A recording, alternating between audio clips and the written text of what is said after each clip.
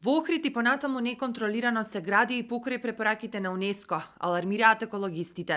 Загрижува, велат, бројката на дивоградби во Националниот парк Галичица и изградбата на висококатници на секој чекор во градот. Урбаната мафија е во полнек, статусот на УНЕСКО виси. Екологистите и граѓаните бараат усогласување на градбите со планот за управување со регионот и препораките на организацијата. Инаку, велат, на следната сесија дефинитивно го губиме УНЕСКО. Според Националниот парк Галичица се над 500 дивоградби, а во однос на оние кои се пријавени во локалната самоуправа над 1000 дивоградби.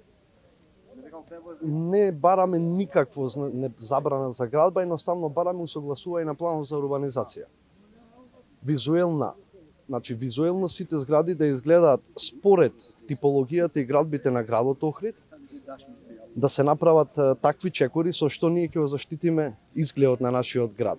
Од туристичката асоциација пак Охрид го споредија како болен пациент кој има потреба од итно лекување според терапијата на УНЕСКО. Институцијата Национален парк имаше обврска 2019 година да изработи извештај колку дивоградби се направени.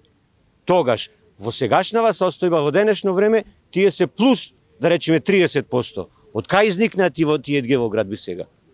А веќе препораките на УНЕСКО стапиле во сила 2020 година. Значи и понатака се продолжуваат со овај процес на неконтролирана урбанизација. Значи луѓето од општинава мора да сватат дека чашата е прелиена и нема појќе.